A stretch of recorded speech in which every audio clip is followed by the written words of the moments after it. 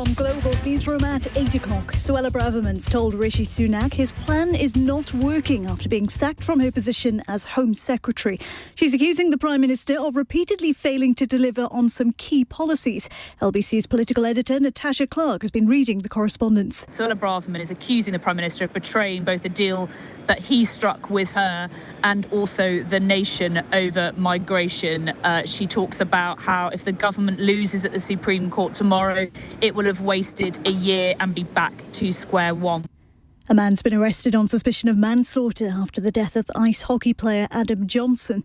The Nottingham Panthers player suffered a serious neck injury during the game against Sheffield Steelers last month.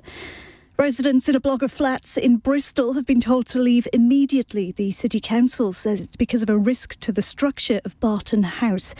And Labour will use its amendment to the King's speech to give MPs a vote on the conflict in the Middle East. A spokesperson says it reflects the party's concerns about what's happening on the ground.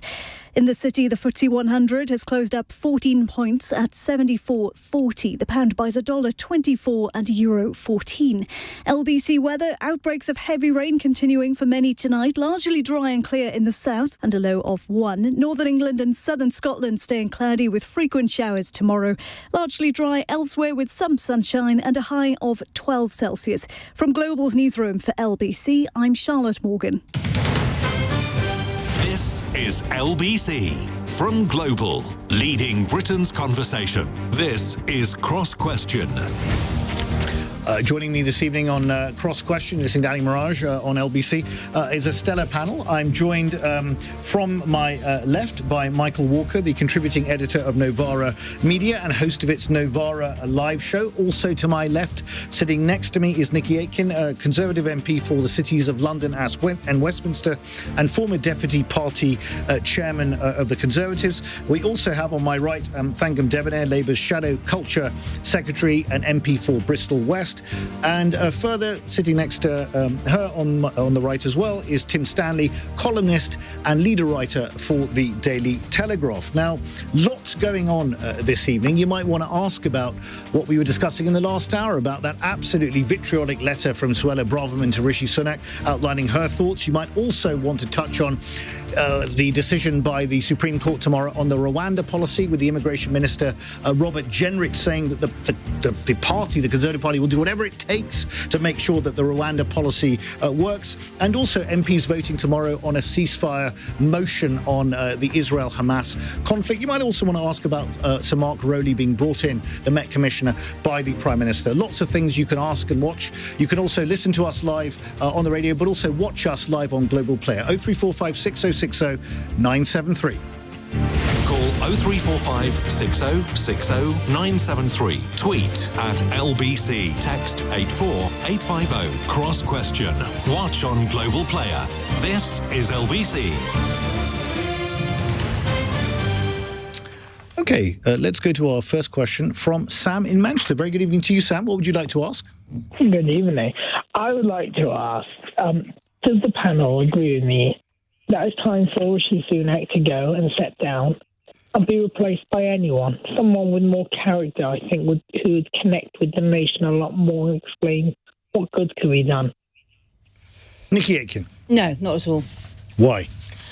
Because I think what Rishi has done since he took office a year ago is brought integrity and principle back into Number 10 and has set out some clear objectives which the government is working towards. And this is the last thing we need at the moment is, why would we look at doing a change of leader again when we've got the best leader we've well I don't think Sam's calling for a change of leader. He's calling for general election, as a lot of people would be. Well, I can guarantee there will be a general election within the next year or so.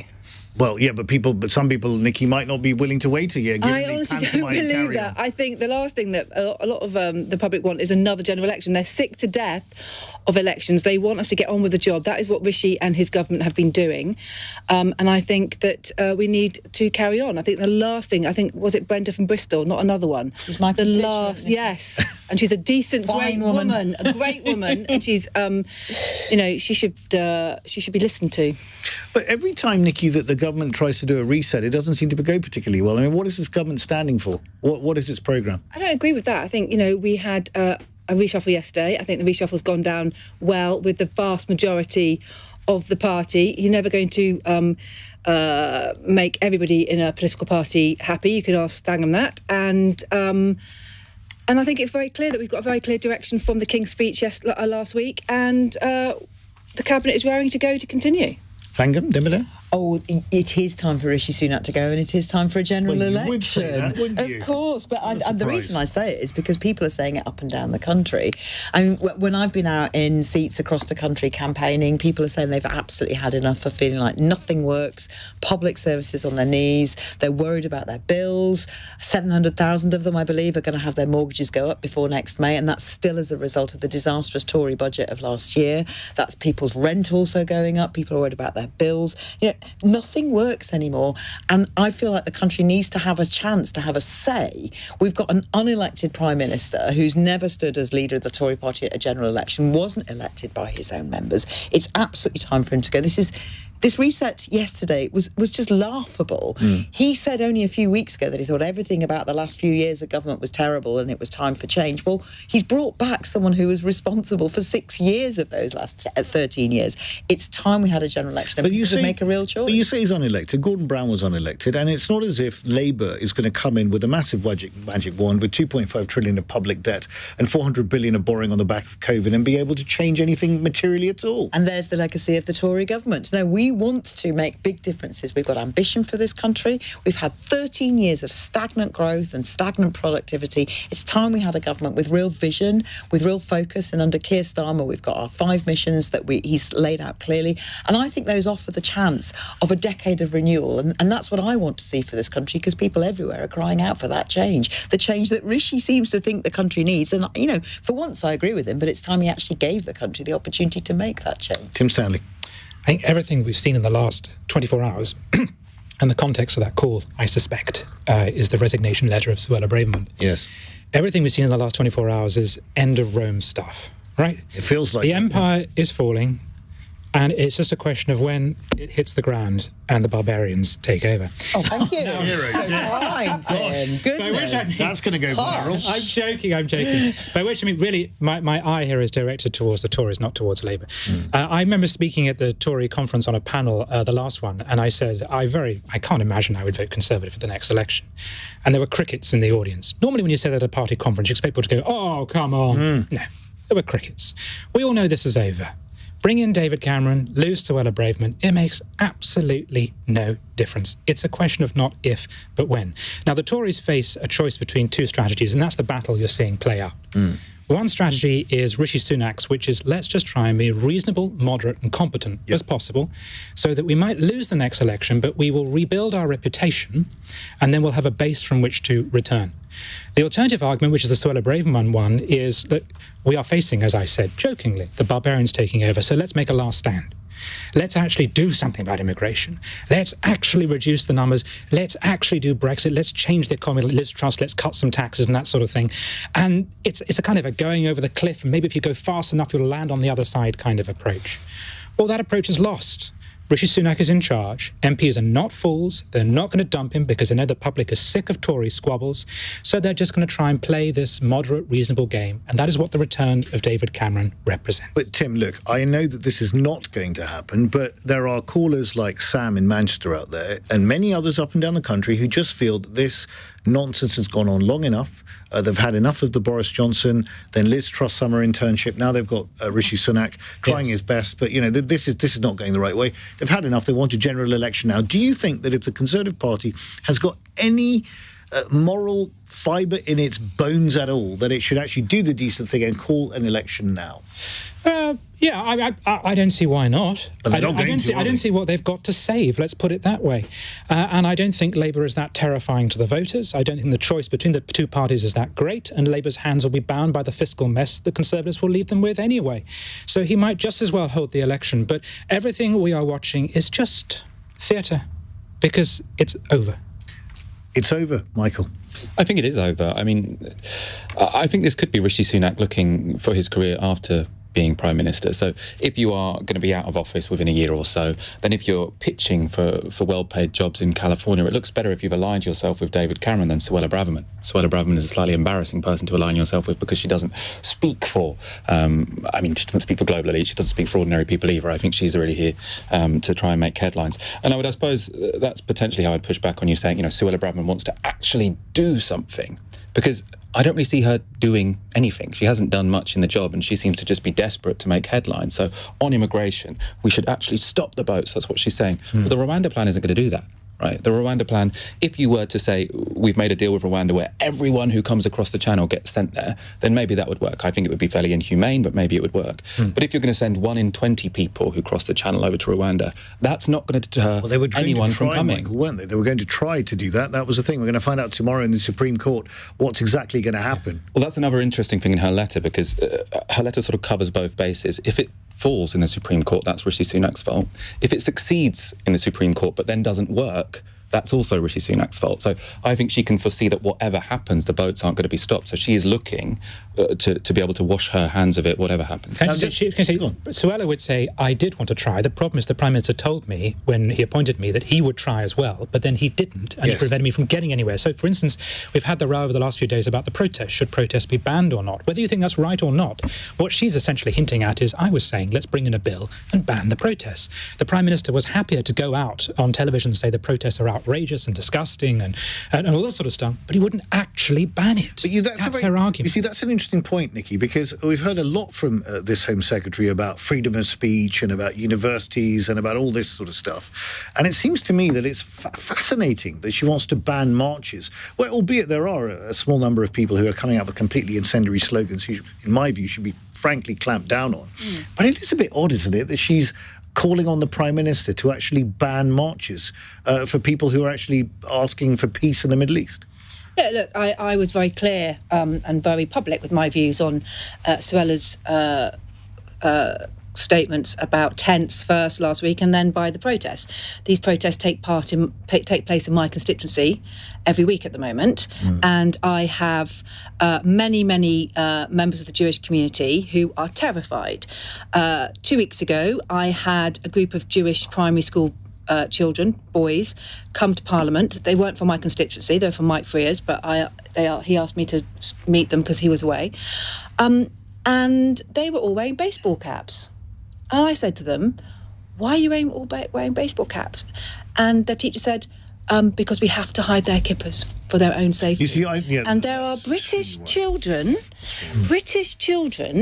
hiding their identities in the capital of our country because they are scared to be identified. So why didn't the Prime Minister ban the protests? Because you do not ban protests. You arrest and you ensure that those people who are being anti-Semitic on those protests are have to be arrested and go through the justice system. You see, Nickie, I've spoken to senior police officers who've said to me under the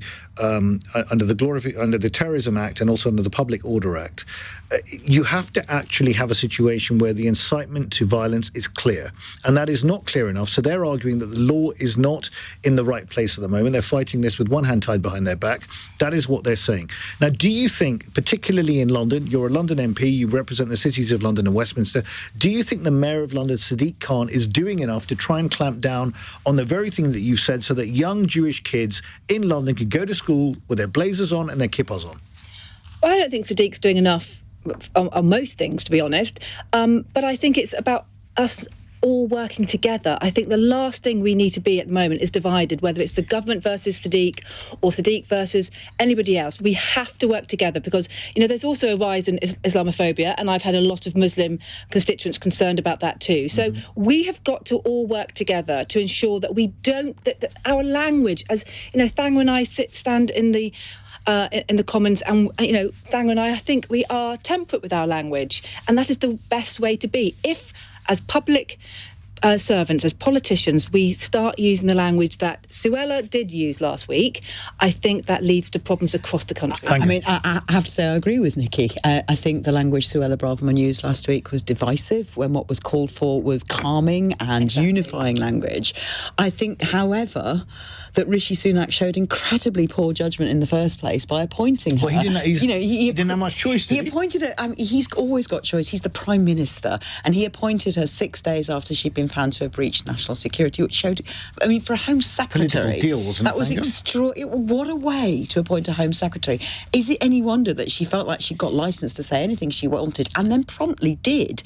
The whole stuff about homeless people and tents was atrocious, but then dialing up the division as we headed towards the weekend was a terrible thing to do. And I think it's quite astonishing that a Home Secretary, a Conservative Home Secretary, tried to undermine the operational independence of the police when what was needed at that time was calm and moderate actions, moderate language. And if she had concerns with the police, she should have expressed them privately, as is normal and proper. Instead, she undermined the very people who are there to keep our streets safe. Michael, what do you make? I think what she also did was smear around 500,000 very good people. I was on that demonstration. I was surrounded by What did you loads find and loads on of it, families. Michael? So I was surrounded by, I think I was towards the back. It took us sort of about 2 hours to walk about 200 metres because it was so busy.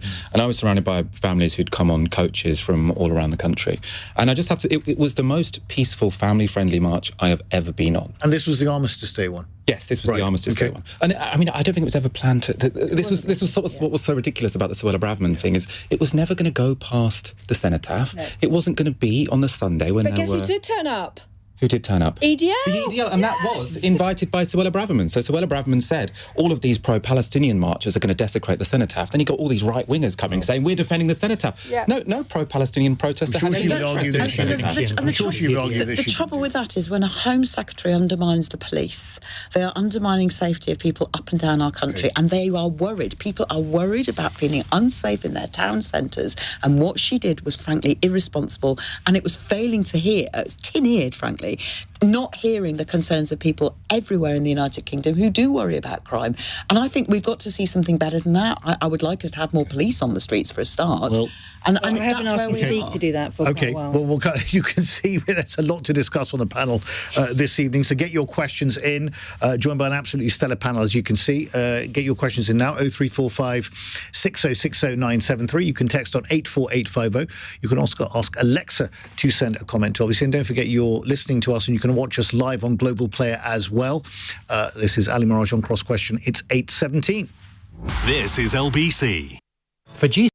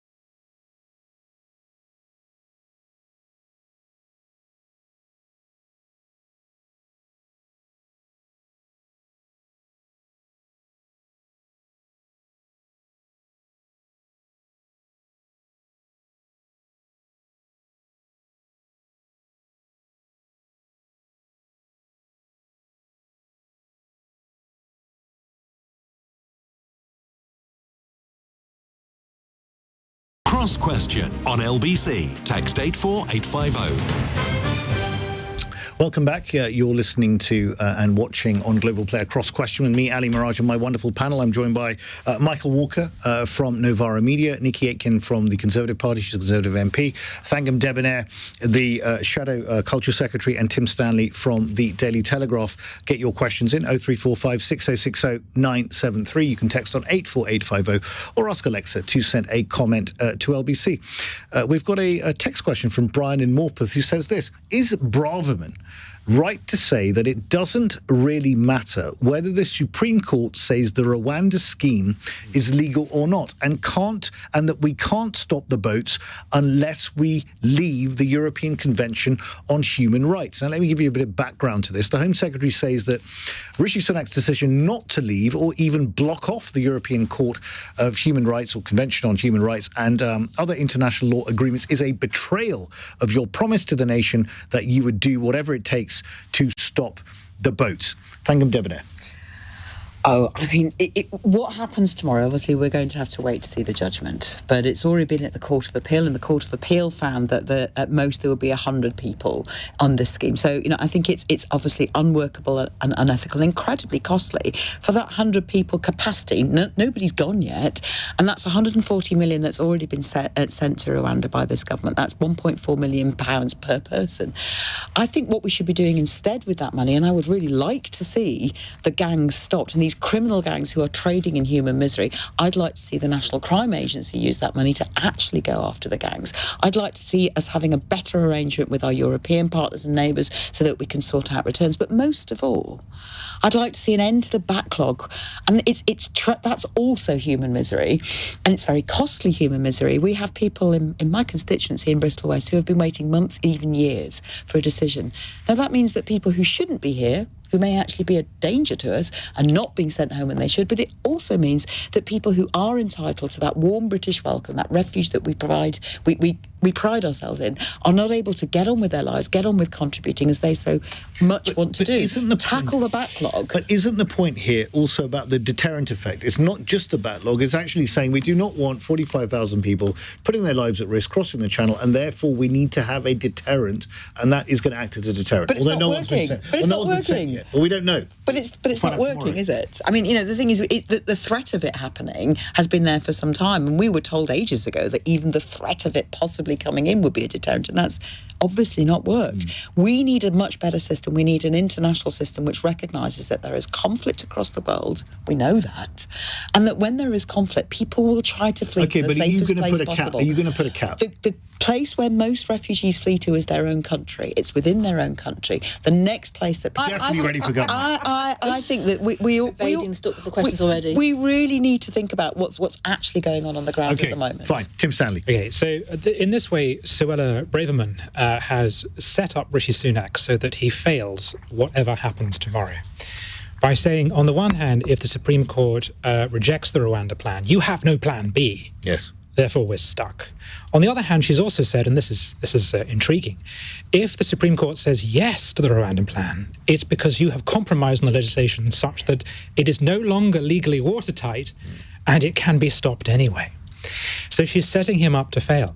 Now, on the question of the Rwanda plan itself, I'm not personally in favour of it. I'm not in favour of it in part because I suspected this would always happen, and it wasn't something legally the UK could do, at least not without leaving the ECHR, and rewriting the Human Rights Act and everything, which is another whole political thing that I'm not sure any government, certainly not this government, has got the room for manoeuvre to do.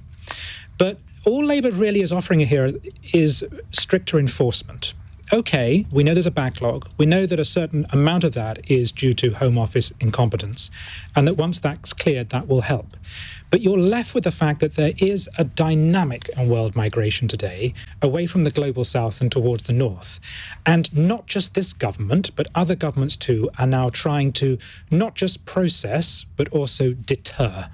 Because they have figured out that if a large number of people come in such a small space of time, the West will be overwhelmed in terms of its systems. You'll politically turn people against it, and you might actually create a more hostile environment for migration than if you control But Tim, look, Thangam says nothing's being deterred yet, and even if this plan comes in, it's going to be extremely costly. And if it doesn't come in tomorrow, doesn't Suella Braverman actually have a point that there is no plan B? The government will have wasted a year to get to the same position. We've yet to see, and this is one intriguing possibility about the employment of David Cameron. We're all remembering David Cameron as a wet liberal because he fought the referendum for Remain and lost.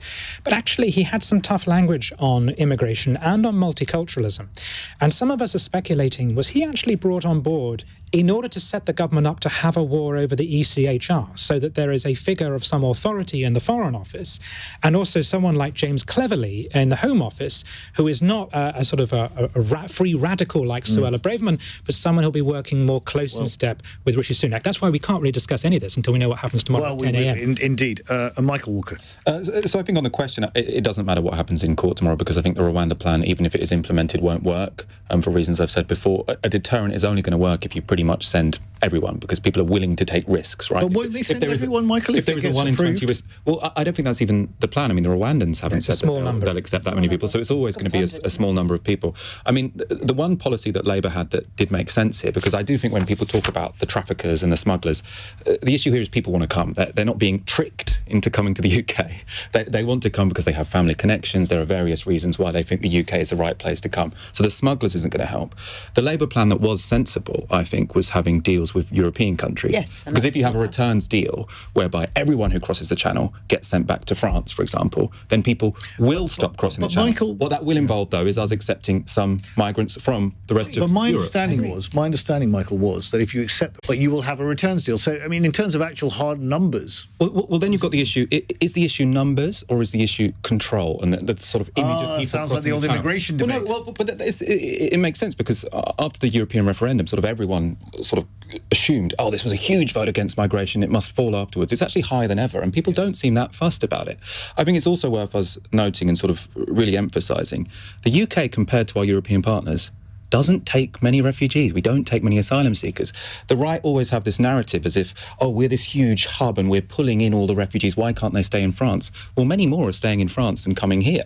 But we've taken hundreds of thousands of Ukrainians and Hong Kongers. Yeah, but so have all, well, not Hong Kongers. Right, but and Afghanis as well. We have taken specific numbers from specific countries, which is why the UK government has said you cannot expect us to take part in a European-style rearrangement, movement of people across borders, because we have taken exceptional numbers from elsewhere. Okay, let me bring in Nickie. Nickie. I mean, I think the big difference here is between illegal immigration and genuine refugees. And as Tim has just said, we have let in tens of thousands of genuine refugees.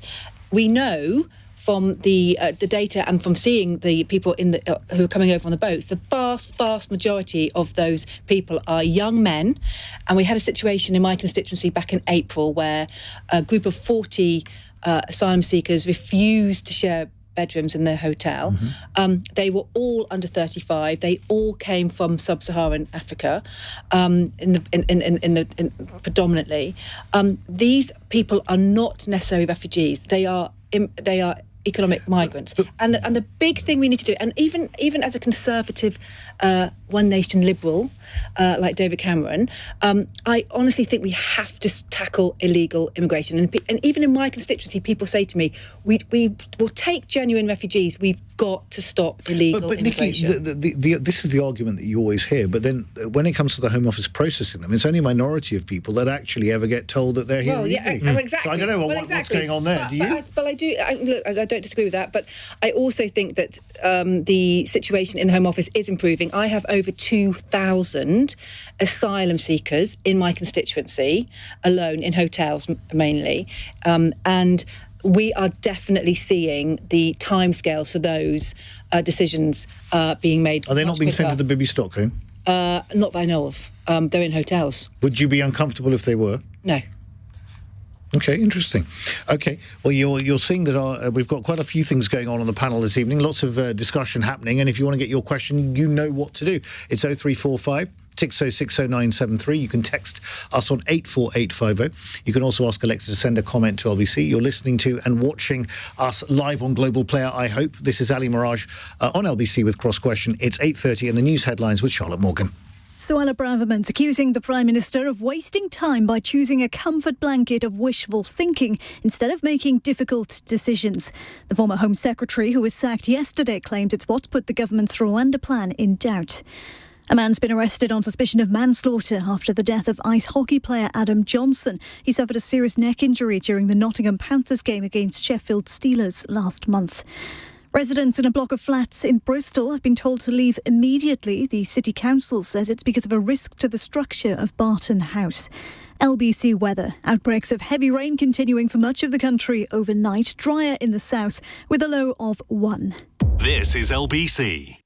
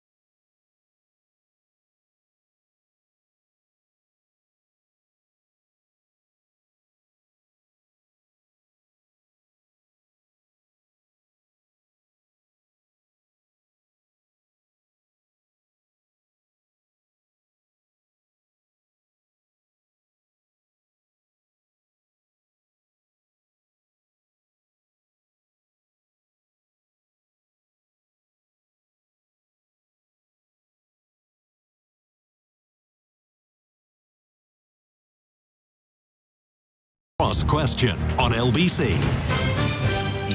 Welcome back. You're listening to Ali Miraj with Cross Question with an absolutely stellar panel. It's 8:33, and I hope you're watching us live on Global Player. Joining me on my left here is Michael Walker, the contributing editor of Novara Media and host of its Novara live show. Michael, what is the Novara live show? I feel I've been missing out in life. So the Novara live show every day at 6 p.m. So not clashing with Cross Question for any loyal listeners on YouTube, where we talk through the day's news. Often some Westminster stuff at the moment, very much focused. And you have on the different Gaza guests war. on your show? Different guests. It's often sort of us reacting to what has gone on in the media in the day. So lots of media critique, and then guests around the world, etc. Excellent, great. And I'm joined also by Nickie Aiken, Conservative MP for the cities of London and Westminster, and former Deputy Chairman of the Conservative Party. Nickie, you were also leader of Westminster Council. I was. As well. You got elected in 2019. How are you finding it? Did you prefer being a council leader or an MP? I have asked myself that several times over the last 4 years. Well, because obviously when I was leader of the council, I had a lot of power. Yes. What I wanted to do, what the policies I wanted to implement, I could. Yes. But as a backbench MP, I have convening power. And I have influence. Yes. As seen in the King's speech last week with my pedicabs bill being included in the King's speech. It's taken me 4 years, 2 failed private members' bills. Boris putting it in the Chancellor's bill, but then that falling when he fell. And now Rishi putting it into the King's Speech. So, and it starts in the Lords on the 22nd of November. Am I allowed to ask what a pedicab is? They're rickshaws. Sorry, blaring their music around. Yes, in the West End. So are you pro or against? I have no issue with them being around as long as they are registered. They're not safe at the moment. Very good. We're going to make them safer. Also joined by Thangam Debbonaire, Labour's Shadow Culture Secretary and MP for Bristol West. Thangam, you're also a professionally trained cellist. I most certainly am. Are you still getting time to play cello? Yes, I am. I mean, I have to carve it out. I have to protect it. Is this something that gives you? Is this your hinterland? It is my hinterland. I've been playing the cello since I was a wee 4-year-old, and I had to play a quarter size with a little chair that my dad sort of shortened the legs on. And yes, I still play the cello. I have a parliamentary string quartet, and I am delighted. Yes, I'm absolutely thrilled that I'm now in a role where I can actually really relish it. And it's definitely part of my hinterland. But I find great satisfaction in having something which isn't politics. I think it's very important. And you did go to the Royal College of Music as well, so you are very well placed. Absolutely delighted to hear that. Also joined by Tim Stanley, columnist and leader writer at the Daily Telegraph. Tim, now you take a keen interest in religion. You've got a situation now where less than 45% of the country identify as Christian. Do you worry sometimes about the demise of organised religion in the country? They all got a nice question about their day jobs. Am I worried about it? By the way, I'm not a leader writer. They need to update the website. Okay. I've been a leader writer for a year. Am I worried about the demise of religion? No, because the whole point of Christianity in particular, but all religion in fact, is hope. So if you were worried about it, you wouldn't be a very good religious believer, would you? Because you have to have faith. Brilliant answer. You can see this panel's on fine form this evening. Right, so let's go to our next question, which is from Robert in Norwich. Very good evening to you, Robert. What would you like to ask? Good evening. When, after Johnson resigned, Braverman came sixth with only 27 MP votes, what makes her think she is the next Conservative leader? OK, let me just read the question again, just in case the line wasn't brilliant. But thank you, Robert. When Johnson resigned, Braverman came sixth in the leadership race. What makes her think she could be a leader? Michael, what do you make of this? I don't know her religious denomination, but following on from Tim, perhaps she's got a lot of hope. Do you think she's a credible figure, Michael? No, I don't. And I suppose the reason I say that is because I really don't see her as interested in delivering anything. She seems to me someone who is very good at getting headlines and not very good at doing anything. And I mean, I think you can see last weekend as a clear example of this. She put herself forward, I am here to defend the cenotaph. It was made up. There was no march past the cenotaph. What did she in fact do? Is she encouraged a bunch of far-right activists to come and have a little riot outside the cenotaph just after 11 a.m. And I think that is characteristic of her. She doesn't seem particularly interested in solving problems. She's more interested in making them. So regardless of where you stand on the left-right perspective, she's just not a serious person, I think. So you do not think that she could be... I mean, she's obviously positioning herself for leader, but you don't think she'd be a credible candidate? Well, I think she might win among the Tory membership. I don't think she'd be a credible candidate for Prime Minister. For the Prime Minister. OK. Nickie? The question was, what makes her think she could be a leader? Yes. You're going to have to ask her that. But I have to say that, obviously, you know that I was rather vocal last week on my views on her statements. On Tent City. On tents and also on the protests. And I have to tell you that I was very pleasantly surprised by the reaction I got from a number of my colleagues, who I would say were more to the right than I am. I'm a One Nationer. And colleagues phoning me, people who were I thought were quite close to her, phoning me or texting me to say, well done, and, you know, she really has to go. And just why was it so important to you, Nickie? What did you say and why was it so important to you to speak out on it? Well, on the tents, in particular, because I was responsible for rough sleeping. This is where she was saying that tents is a lifestyle choice. And you've taken an interest on that in Parliament as well. I have, yes, and I got the Vacancy Act repealed. But my view is that I have met scores of rough sleepers in Westminster over the last 10 years, and not one of them has ever said to me, this is a lifestyle choice. It is usually down to mental health and addiction problems, and I just thought it was quite a crass thing to say. And on the protests, look, you know, I think you have to support the police. You cannot police by political whim. Yep. The police have got to police. The politicians do the politics. They do not get involved in police. Do you think she made violence more likely? I sadly agree that I think that the EDL felt emboldened to come along to the cenotaph on Saturday. And I was very clear to Mark Rowley the week before that I didn't want any protest, particularly on Armistice Day, if preferable, but you can't stop them. But I didn't want them past the cenotaph in particular. And, that was the right thing to do. Does she actually have a constituency in the party of support that would make her a credible figure for leader? Because you tell us. I'm not sure. I think my personal view is, from talking to colleagues, I think she's got a handful of supporters. I think there are certainly others on the right of the party who would take her on if the time ever came. Okay, what makes Suella Braverman think she could be a good leader, Tim Stanley? Right, this is Dump on Suella Day, isn't it? I was. Doesn't have to be. She did ask whatever for you it. think. I was at university with Suella when she was Suella Fernandez before she got married. I didn't know her terribly well, but she's one of the few politicians I know relatively well. Suella, the first interesting fact about her is that she is named after Sue Ellen Ewing from Dallas. No. Well, that's great. You heard it here. Her mother was a huge fan of Dallas, so she was christened Suella. And at school, it was shortened by teachers to Suella, from Sue Ellen to Suella.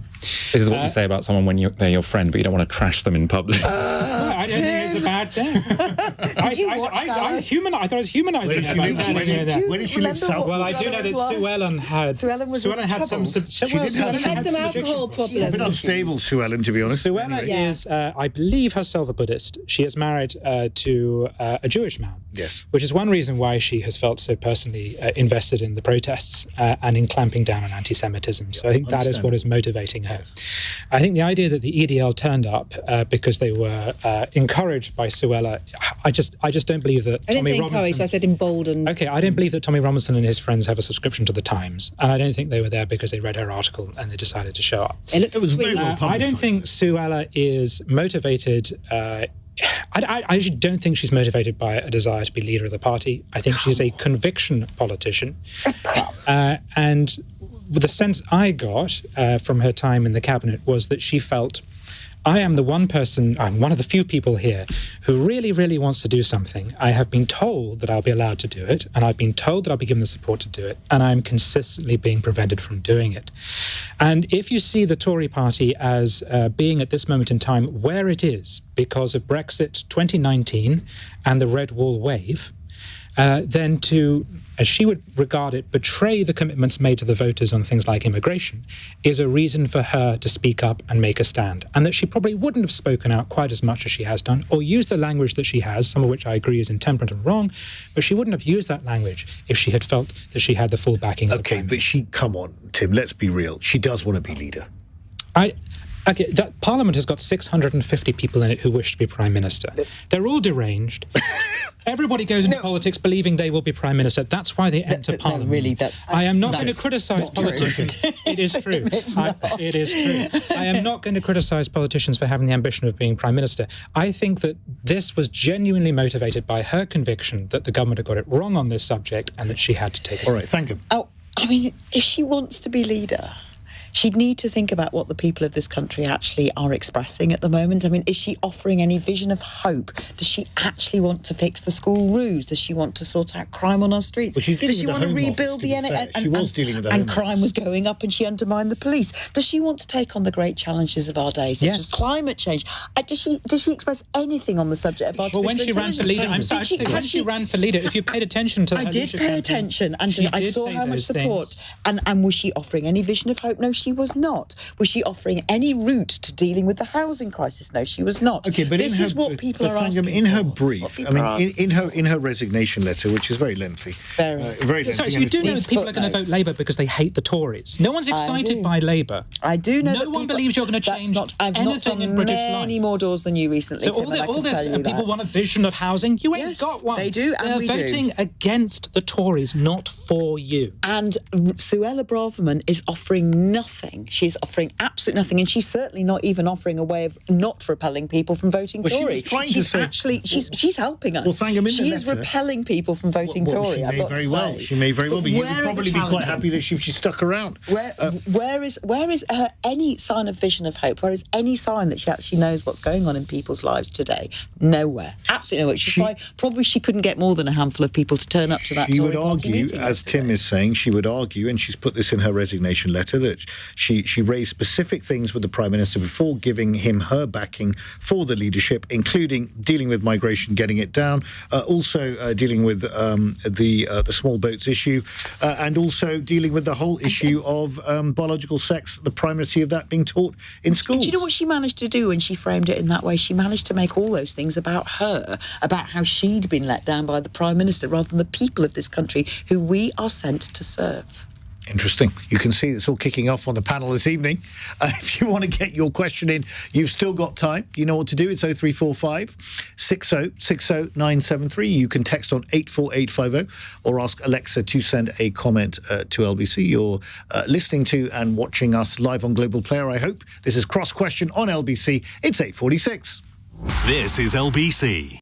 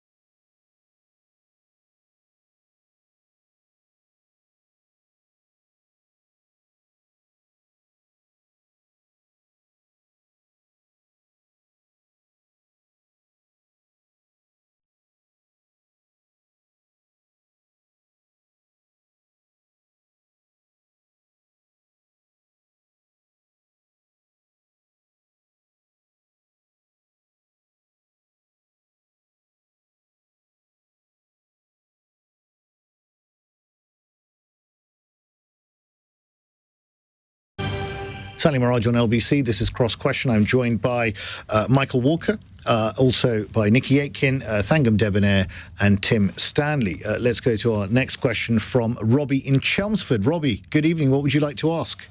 Evening all. My question is, should issues of morality and conscience ever be made whips or sackable offences for MPs? Thangam, Debbonaire. Given the fact, well, actually, let me just read this out because it's a bit of context.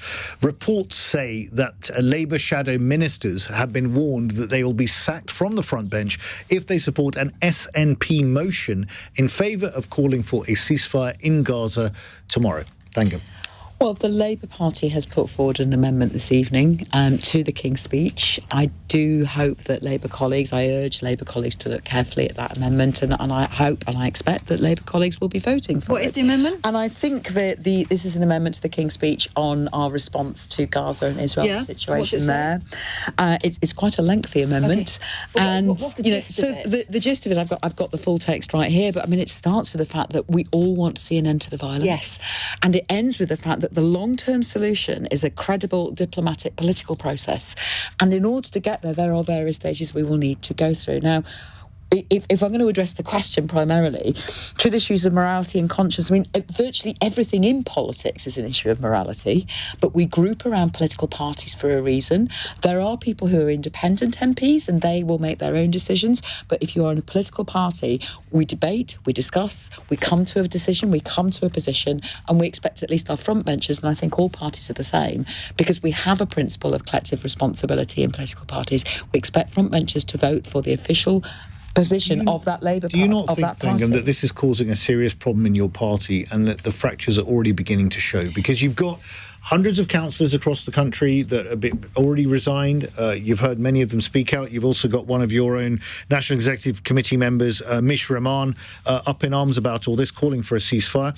And indeed, there are a number of MPs in your party that are probably wrestling with their consciences this evening. Should this be a conscience vote rather than a whipped vote? Every single vote is a conscience vote, and we apply our consciences to issues of policy. And in this amendment, we have our main point here is that we know that we need a lasting peace with a two-state solution as soon as possible. Now, that's difficult. Nobody's saying that's easy.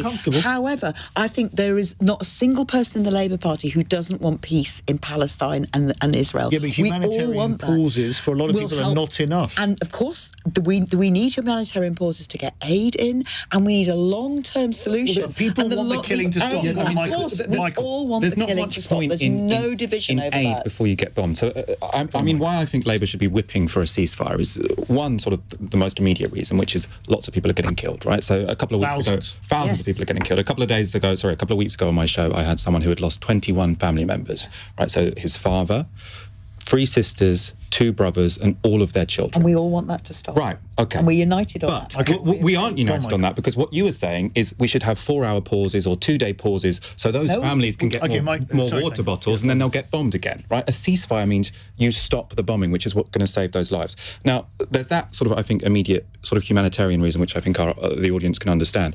I think also this logic of opposing a ceasefire is completely wrong-headed, because I think it misunderstands what Israel are doing here. So as far as I understand it, the argument against having a ceasefire is to say that Israel are doing something noble and useful, which is they are going in there to use targeted strikes and trying to take out a terrorist group. Now, if you look at the facts on the ground, that seems unrealistic. They've damaged or destroyed 50% of buildings in Gaza. And if what you're doing is going after a terrorist group, I don't think you would bomb 50% of the buildings. The argument that the Israelis would make is that Hamas actually puts itself under the hospitals and other things with their tunnel network. Well, that's why I think it's incredibly relevant that they have bombed 50% of them, right? Because if you are saying these are all valuable enough terrorist infrastructure that we've got to bomb them, that's going to be a lot of headquarters. How many headquarters can there be? I think we also have to look at what Israeli politicians are actually saying, because I think we like to sort of pretend in the West that this is some normal government who's trying to take out a terrorist group. Who wouldn't want to do that? An advisor to the defence minister. Israel needs to create a humanitarian crisis in Gaza, compelling tens of thousands or even hundreds of thousands to seek refuge in Egypt or the Gulf. The entire population of Gaza will either move to Egypt or move to the Gulf. Now, I've got a list of comments by various Israeli officials, which I think we should be taking very seriously, especially when we look at what's happening on the ground. If you are bombing half the buildings in a territory, if you're killing 4,000 kids, does that look to you like people are trying to take out terrorists and targeted strikes, or are they trying to make an area completely unlivable? Is it at all feasible for there to be a ceasefire while hostages are still being held by Hamas and following the attacks on October the 7th, where 1,400 innocent Israelis died, that Hamas would remain in situ following a ceasefire? That's not going to be acceptable, despite what you say, which is absolutely incendiary, some of the comments, understood, but it's not going to be acceptable, is it? Well, I don't see what the bombing is achieving either. Now, I think Palestinians don't want to negotiate with Likud, who are the Israeli government. They want to expand Israel to be both Gaza and the West Bank. They want all of the territory to be Israel, and they want all of the Palestinians to leave. I don't think the Israelis want to negotiate with Hamas, who carried out that atrocious attack on October the 7th. But sometimes when you've got these international conflicts, what outsiders need to do is be a bit grown up and say, OK, you're all acting irresponsibly. What we need to do is stop the killing, get you around a table and have some kind of negotiation. Because I think if you say Hamas are beyond the pale, then so are Likud. Okay. They're two sides of the same coin. Let me, Nickie. You can't negotiate with terrorists, and Hamas are terrorists, and The one thing New Labour did it in Northern Ireland, didn't they? And the one thing that you have to remember are the 200-plus hostages that are being held. And there's very little mention of these people. And I've had hundreds of emails, I'm sure Thangam has as well, from people asking me to vote tomorrow. I won't be voting tomorrow because I'm not in Parliament tomorrow. But there's never, in all these hundreds of emails I've had, any mention of the hostages. But the hostages don't have anything to do with this. The hostages should be allowed to be released, and so then the Israelis may then stop their bombing. How does bombing help them be released? So there were reports, and I don't say we should trust everything Hamas say, but there are reports that Netanyahu was offered a ceasefire. Okay, let me bring it back to and he would release all the hostages. Let me bring it back to the actual question, Nickie. Yeah. Now, obviously, yes. You're not a Labour MP. You're not going to be in the House tomorrow. But if you were, do you think that there should be a whipped vote? Is this not a matter of conscience? I think matters of conscience are like abortion and assisted dying and bringing back capital punishment. So voting to tacitly thousands of people. This is about the King's speech. Mm-hmm. It is about the government's legislation for the next year or so, or however long we are in there. It is not about specific issues like Israel. It is about the King's speech. What the SNP has done now has put in an amendment which has nothing really to do with the King's speech. It's irrelevant to the King's speech. It's about our legislative programme, and I do not believe the King's speech is a vote on conscience vote. Okay, is that what I think? Okay, Tim. It's okay to say this is really complicated and you're not quite sure that you know what to do. So if you watch today's debate in the House of Commons over the ministerial statement on the situation in Palestine, the Commons MPs broadly reached two conclusions. One, that it breaches international law for a terror organisation to hide in hospitals and use people effectively as shields. But MPs also reached a consensus that it breaches international law to bomb those hospitals. So therefore, what are you going to do? Now, what Britain, both government and opposition, have come up with is the idea of pauses. They're essentially on the same side on this issue, being that you have a pause to allow humanitarian aid in, hopefully to get some hostages out and to allow people to move to safe parts of the country. But there are two problems with that. One is that as the number of people reportedly dead has gone over 10,000, the public's willingness to tolerate such a short period pause is going to go down. And there's going to be more and more pressure on people, particularly from constituents, to make it a permanent ceasefire. And the other problem is that from listening to the language of the government's description of pauses and Labour's description of pauses, that pause is sounding more and more like a ceasefire. And I suspect that we're going to get to the point where America will call for one. And then because the loss of life is just we favour one too. Unfathomable. And when the West does that, when the allies of Israel do that, I honestly think they'll be acting, they believe, in Israel's best interest, because there is a risk, a serious risk here, that Hamas draws Israel into a conflict where Israel takes actions that damage Israel's reputation internationally. Some would say it's already happened. And will lose allies, most important of which are, rhetorically at least, Britain, but militarily America, and will leave Israel isolated. Well, that is the danger for Israel. I think it's very acutely aware of it. Okay, let's come to our fun question. I hope you're ready for this one. This is from Janice in Salisbury.